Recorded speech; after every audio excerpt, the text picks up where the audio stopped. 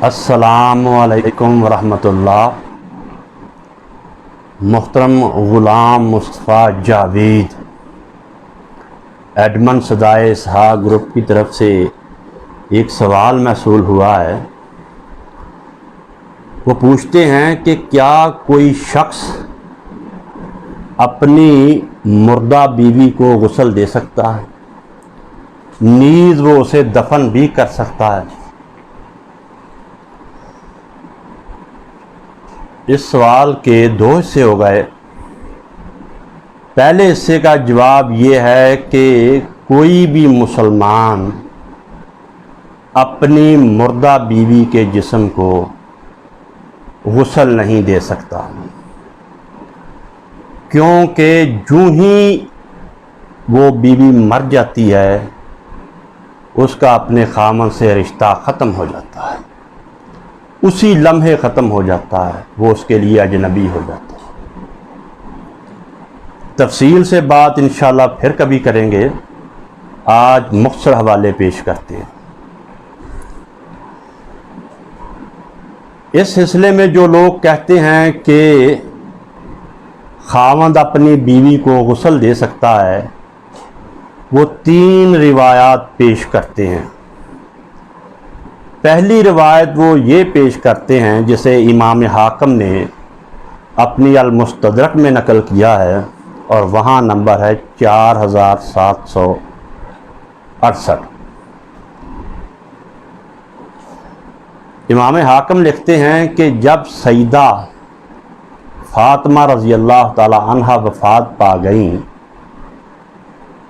تو حضرت علی رضی اللہ تعالی عنہ اور حضرت اسماء بنت امیس رضی اللہ تعالی عنہا نے مل کر انہیں غسل دیا۔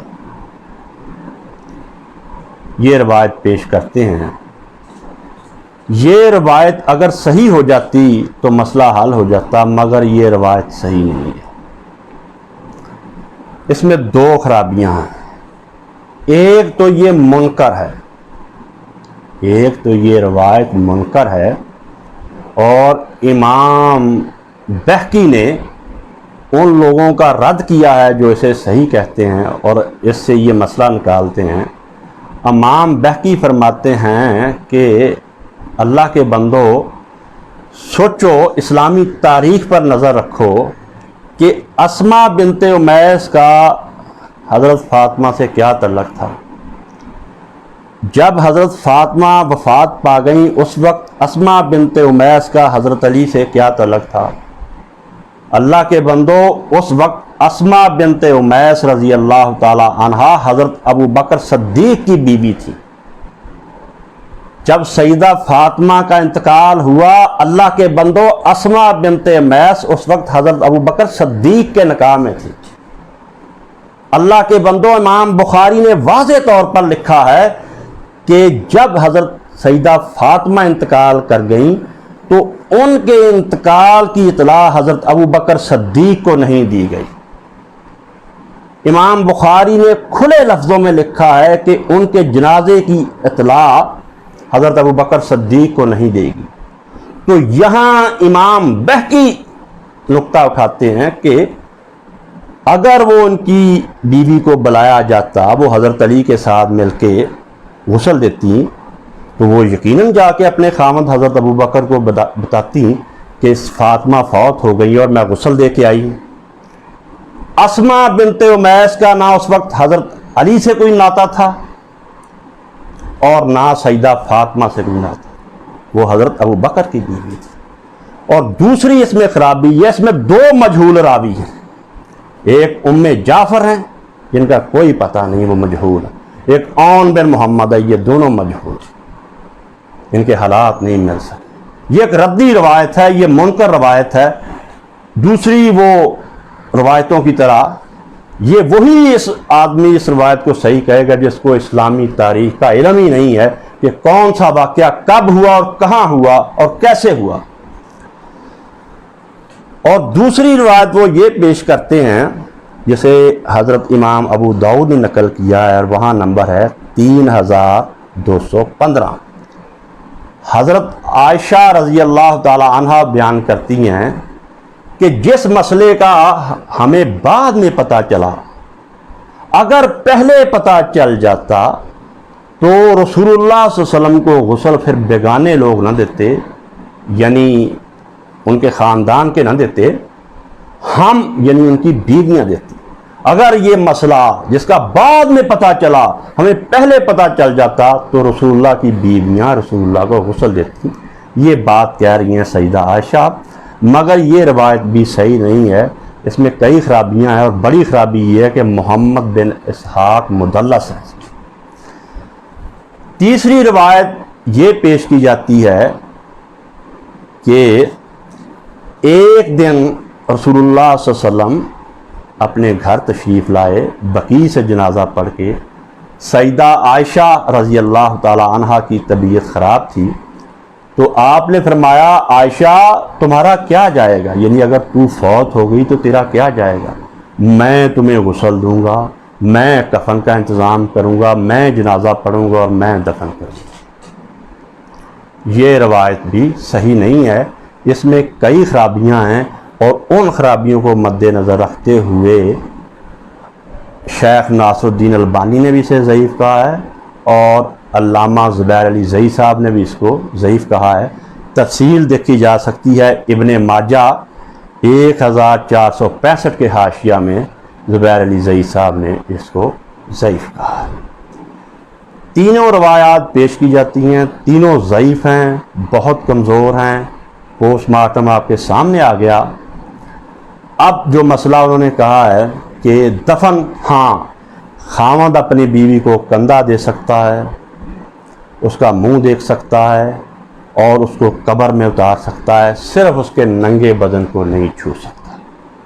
یہ مسئلہ تو ہوا واضح۔ اب ایک واقعہ سنانا ہے، اس سے مزید روشنی ہو جائے گی، مسئلہ آسانی سے سمجھ آ جائے گا۔ ایک جھٹکی سی مثال ہے جسے امام ابن رشد مالکی نے نقل کیا ہے۔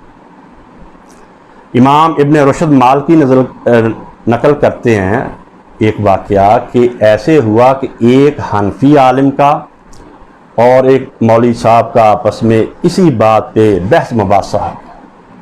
جو مولوی صاحب تھے وہ بضد تھے کہ خاوند اپنی بیوی کو غسل دے سکتا ہے، اس قسم کی روایتیں پیش کر رہے تھے، اور میراث کے مسئلے پیش کر رہے تھے کہ مرنے کے بعد بھی، طلاق کے بعد بھی، طلاق کی عدت کے دوران اگر مر جائے میاں بیوی تب بھی تو وہ ایک دوسرے کی میراث کے وارث بنتے ہیں۔ تو حنفی عالم دین نے کہا میراث کے مسئلے اور ہیں، یہ وفات ہے، وفات کے بعد جو ہی آدمی مر جاتا ہے اس کی بیوی سے تعلق ختم ہو جاتا ہے، رشتہ ختم ہو جاتا ہے۔ تو انہیں سمجھ نہیں آ رہی تھی، تو حنفی عالم دین نے کہا کہ مولوی صاحب آپ بتائیے مجھے کہ شریعت اسلامیہ میں کوئی مسلمان مرد بیک وقت دو بہنوں کو اپنے نکاح میں رکھ سکتا ہے؟ تو مولوی صاحب بولے نا نا نا، بالکل نہیں رکھ سکتا۔ انہوں نے کہا چلو ٹھیک ہے، مان گئے۔ تو انہوں نے کہا مولوی صاحب مجھے بتائیے کہ ایک آدمی، اس کی بیوی مر گئی، مرنے کے فوراً بعد 1 گھنٹے کے اندر ہی وہ اپنی مرحومہ بیوی کی بہن سے نکاح کر سکتا ہے؟ تو مولوی صاحب کہنے لگے ہاں کر سکتا ہے۔ تو حنفی عالم دین نے پوچھا وہ کیسے کر سکتا ہے؟ تو وہ مولوی صاحب جو ہے وہ بولے، وہ کہنے لگے کہ اس لیے کر سکتا ہے کہ بیوی کا خامد سے تعلق ختم ہو گیا ہے۔ حنفی عالم دین نے کہا یہی ابو حنیفہ کہہ رہے ہیں، اللہ ہمارا حامی و ناصر۔ السلام علیکم ورحمۃ اللہ۔ پرسوں ایک سوال کا جواب دیتے ہوئے میں نے عرض کیا تھا کہ کوئی بھی مسلمان مرد اپنی مردہ بیوی کو غسل نہیں دے سکتا۔ یہ مذہب ہے امام اعظم حضرت امام ابو حنیفہ رحمۃ اللہ علیہ۔ حضرت امام ابو حنیفہ فرماتے ہیں کہ مسلمان مرد اپنی مردہ بیوی کی میت کو غسل نہیں دے سکتا۔ اگر وہاں کوئی بھی نہیں ہے غسل دینے کے لیے تو تب بھی مسلمان شوہر اپنی مردہ بیوی کو غسل نہیں دے سکتا. ہاں وہ اسے تیمم کرا دے گا, غسل نہیں دے سکے گا, کیونکہ مرنے کے ساتھ ہی اس کا تعلق اس سے ختم ہو جاتا ہے. تو یہ گفتگو سننے کے بعد ایک ساتھی نے کمنٹس لکھے کہ آپ اگر حدیث سے اس کو رد کرتے تو اچھا ہوتا. میرے دوست, جس نے دعویٰ کیا ہوتا ہے اسی کے ذمہ ہوتا ہے کہ وہ شہادت پیش کرے. جو دعویٰ کرتا ہے ثبوت لانا اس کے ذمہ ہوتا ہے. جن لوگوں نے یہ دعویٰ کیا ہے یا کرتے ہیں کہ مسلمان مرد شوہر اپنی مردہ بیوی کو غسل دے سکتا ہے, اس سلسلے میں وہ جو روایات پیش کرتے ہیں وہ میں نے ثابت کر دیا تھا کہ وہ صحیح نہیں ہے.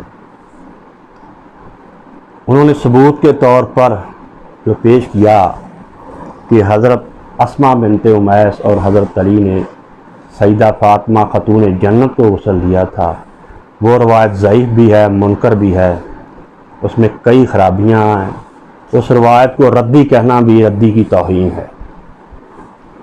باقی حضرت امام ابو حنیفہ, ان کے ساتھ 1400 سال کے محدثین کھڑے ہیں, کیونکہ ان کا دعویٰ ہے کہ رسول اللہ کے زمانے میں کسی نے یہ کام نہیں کیا.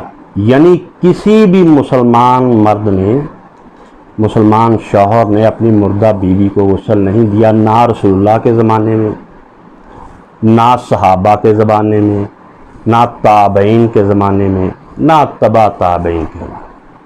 اس لیے جو دعویٰ کرتے ہیں ان کے ذمہ ہے ثبوت کو پیش کرنا. ثبوت کے بغیر آج ایک بات میرے بھائی پلے باندھ لیں, ایک نقطہ پلے باندھ لیں کہ اگر کوئی شخص روایت پیش کرتا ہے تو اس کے ذمہ ہے کہ وہ روایت کو پائے تکمیل تک پہنچانے کے لیے صحابہ کا عمل پیش کریں, تابعین کا عمل پیش کریں. جس طرح یہ بہت بڑا نقطہ ہے, اگر آدمی کی سمجھ میں بیٹھ جائے تو پھر علم حدیث سمجھنا اس کے لیے بڑا آسان ہو جاتا ہے اور یہ مرحلہ بڑا پرلطف ہو جاتا ہے. جس طرح فزکس, کیمسٹری اور بیالوجی میں لکھا ہوتا ہے کہ اس کی تعریف کریں, کمیت کی تعریف کریں, وزن کی تعریف کریں اور تعریف کو مثال کے ذریعے واضح کریں. اگر کوئی طالب علم تعریف لکھ دیتا ہے, ڈیفینیشن صحیح لکھتا ہے, نیچے ایگزامپل نہیں دیتا, تو ممتحن سمجھ جاتا ہے کہ اسٹوڈنٹ نے رٹا لگایا ہے یا نقل کی ہے, اس کا کنسپٹ کلیئر نہیں ہے, اس کے نمبر کٹ ہے. اسی طرح علم حدیث سمجھنے کے لیے ایک نقطہ ہے, بریکٹ شروع حدیث, خواہ وہ بخاری کی یا مسلم, بریکٹ شروع حدیث جمع امت کا تعامل, مثال امت کا عمل, بریکٹ بند. اگر کوئی شخص روایت پیش کر رہا ہے, خواہ وہ بخاری سے ہے خواہ وہ مسلم سے ہے, مگر ساتھ امت کا تعامل پیش نہیں کر رہا, امت کا عمل پیش نہیں کر رہا, صحابہ کا عمل پیش نہیں کر رہا, تو میرے بھائی چونک جائیے کہ جو مطلب یہ صاحب بہادر سمجھانے کی کوشش کر رہے ہیں اصل میں وہ مقصد نہیں ہے. اگر انہوں نے ڈکشنری رکھ کے سامنے کہا کہ یہ روایت ہے, یہ ڈکشنری ہے, اس سے یہ معنی نکل رہا ہے, آپ نے اسی وقت کان بند کر لینا کہ یہ شخص گمراہ ہے. شیخ ناصر الدین البانی رحمۃ اللہ علیہ فرماتے ہیں, بہت بڑا نقطہ ہے, دل کو صاف کر کے آج اس کو سمجھیے کہ اگر کوئی, شیخ فرماتے ہیں اگر کوئی شخص آپ کے سامنے روایت پیش کرتا ہے, خواہ وہ بخاری اور مسلم سے, مگر ساتھ امت کا تعامل پیش نہیں کرتا, صحابہ کے دور سے مثال پیش نہیں کرتا, تابعین کے دور سے مثال پیش نہیں کرتا, وہ صاف فرماتے ہیں کہ ایسا شخص گمراہ ہے, وہ آج نہیں تو کل گمراہ ہو کر مرے گا. اور جو اس کے پیروکار ہیں وہ بھی گمراہ ہو کر مریں گے۔ بخاری شریف میں ایک روایت ہے، دوسری کتابوں میں بھی ہے، یہ ردی ہو گئی روایت، یہ زیرو ہو گئی روایت۔ کیوں؟ یہ روایت، یہ الفاظ امت کے تعامل کے خلاف جا رہے ہیں، امت کے عمل کے خلاف جا رہے ہیں۔ بخاری اور دوسری کتابوں میں ہے، حضرت ابو امامہ رضی اللہ تعالیٰ عنہ بیان کرتے ہیں کہ مدینے میں صحابہ قربانیوں کو موٹا کیا کرتے تھے، کھلاتے پلاتے موٹا کرتے، حتیٰ کہ ذوالحج کے آخری دنوں میں جا کر قربانی کرتے۔ مثال نہ پیش کرنے کی وجہ سے بخاری کی یہ روایت زیرو ہو گئی۔ اس پر کیوں؟ امت نے نہ اس پر عمل کیا ہے اور نہ کر سکتے۔ میرے عزیزوں، میرے دوستوں، جب بھی کوئی شخص روایت پیش کرے، اسے آپ پر لازم ہے کہ اسے کہیں کہ ٹھیک ہے، یہ آپ نے روایت پیش کر دی، یہ روایت محفوظ بھی ہے، اس کی سند بھی صحیح ہے، اب امت کا تعامل پیش کرو، اب مثال پیش کرو صحابہ سے، تابعین سے، تبع تابعین سے۔ کیوں؟ اس لیے کہ یہ کتابیں بعد میں لکھی گئی ہیں، امت نے پہلے عمل کیا ہے، تھیوری بعد میں لکھی گئی ہے، پریکٹیکل سلف نے پہلے کیا۔ ادھر رسول اللہ صلی اللہ علیہ وسلم زبان اقدس سے الفاظ نکالتے، ادھر پریکٹیکل شروع ہو جاتا، آپ پریکٹیکل کرتے، آپ کے ساتھ صحابہ پریکٹیکل کرتے، صحابہ کو دیکھ کر تابعین نے پریکٹیکل کیا، تبع تابعین نے پریکٹیکل۔ امت نے دین ان کتابوں سے نہیں سیکھا، شاید باتیں عجیب لگ رہی ہوں، بلکہ ان ائمہ نے امت سے دین سیکھ کر کتابوں میں نقل کر دیا ہے۔ کیسی پر لطف بات ہے کہ امت مسلمہ جن ائمہ کی فقہ پر عمل کر رہی ہے، یہ رسول اللہ کے معجزات میں سے ایک معجزہ ہے کہ پریکٹیکل کا پہلے ہونا اور تھیوری کا بعد میں لکھا جائے۔ امت مسلمہ جن ائمہ کی فقہ پر عمل کر رہی ہے، اپنے معاملات جن ائمہ کی پیروی کرتے ہوئے طے کر رہے ہیں، وہ امام بخاری اور مسلم لکھے جانے سے پہلے ہی دنیا سے چلے گئے۔ اسلامی دنیا میں سب سے زیادہ جس امام کی فقہ پر عمل کیا جا رہا ہے وہ حضرت امام ابو حنیفہ ہے۔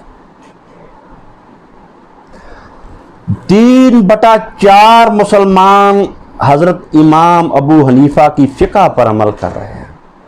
اگر کہیں 4 مسلمان کھڑے ہیں، ریلوے اسٹیشن پر 4 مسلمان کھڑے ہیں، کسی کالج میں 4 مسلمان کھڑے ہیں، کسی مل میں 4 مسلمان کھڑے ہیں، تو ان میں 3 حنفی ہیں، ایک دوسرے کے کھاتے میں پڑے گا، یا مالکیوں کے، یا شافیوں کے، یا جعفریوں کے، یا خارجیوں کے، 3 پکے حنفی ہیں۔ اور حضرت امام ابو حنیفہ کی وفات کے 84 سال بعد بخاری لکھی گئی۔ حضرت امام ابو حنیفہ 150 ہجری میں دنیا سے تشریف لے گئے، بخاری 234 ہجری میں لکھی گئی۔ دوسرے بڑے امام حضرت امام شافعی ہیں، وہ 204 ہجری میں فوت ہو گئے، بخاری ان کی وفات سے 30 سال بعد لکھی گئی، 234 ہجری میں۔ حضرت امام جعفر الصادق 179 ہجری میں فوت ہو گئے، بخاری 234 ہجری میں لکھی گئی، غالباً 55 سال بعد۔ صرف امام احمد بن حنبل حیات تھے، کیونکہ وہ 241 ہجری میں فوت ہوئے ہیں اور بخاری 234 ہجری میں لکھی ہے۔ انہوں نے بخاری کی نظر ثانی بھی کی ہے بخاری پر۔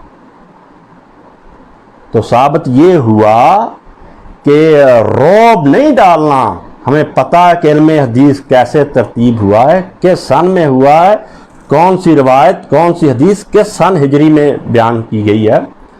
تو کتابوں سے امت نے علم نہیں سیکھا، ائمہ سے سیکھا۔ اگر یہ بخاری اور مسلم، تحمل سے سنیے اور بے شمار سوال کیجیے، اگر یہ بخاری، اگر یہ مسلم نہ بھی لکھی جاتی، اللہ کی قسم یہ امت مسلمان اسی طرح نماز پڑھتی جس طرح پڑھ رہی ہے، کیونکہ 234 سال پہلے سے بھی مسلمان ایسے ہی نماز پڑھ رہے تھے۔ بخاری میں حدیثیں 234 سال بعد لکھی گئی، اسی طرح مسلمان نماز پڑھتے جس طرح آپ پڑھ رہے ہیں۔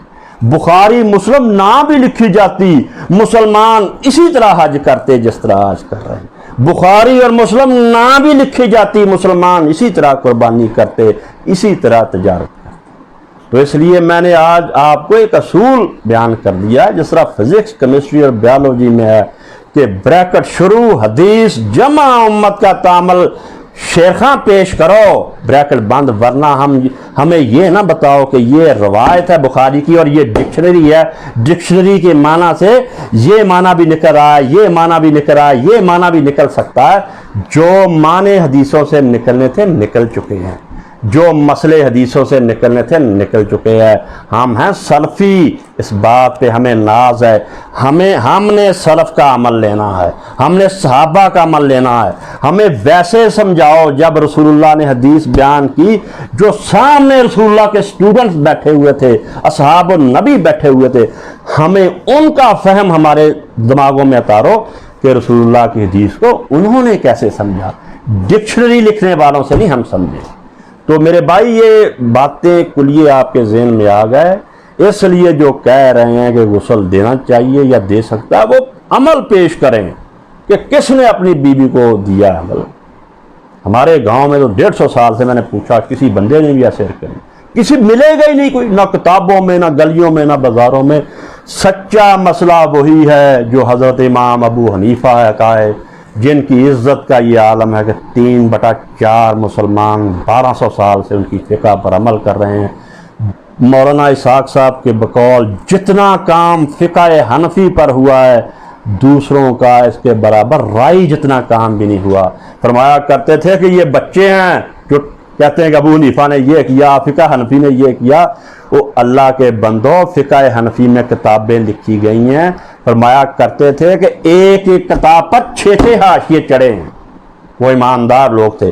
ایک امام نے لکھی تو دوسرا خردبین لے کر آ گیا، اس نے یہ نہیں کہا واہ واہ لکھ دیا چومو چاٹو، اس نے کہا یہ حدیثیں کہاں سے لی، اس نے اپنا حاشیہ لکھا، دوسرا آیا اس نے اپنا حاشیہ لکھا، تیسرا آیا اس نے اپنا حاشیہ لکھا، 6 حاشیے چڑھے ہوئے ہیں ایک کتاب پر۔ اس پر انشاءاللہ بعد میں گفتگو ہوگی۔ سر دست ایک مثال، جب مولانا اشرف علی تھانوی دیوبندی حکیم الامت رحمۃ اللہ علیہ نے علاء السنن لکھوائی اپنے شاگردوں سے کہ ہم جو مسئلے کرتے ہیں یہ قرآن کی کس آیت سے ثابت ہوتے ہیں، کس حدیث سے ثابت ہوتے ہیں، وہ ہے 24 جلدیں، ایک مثال، باقی سینکڑوں مثالیں کسی جن دینی ہے، تاکہ آپ کے ذہن سے یہ جناب فساد نکل جائے کہ جو بچے آج کل یوٹیوب پہ کر رہے ہیں نا، ان کو بتائیں گے کہ فقہ حنفی پر کتنا عمل ہوا ہے، کتنا کام ہوا۔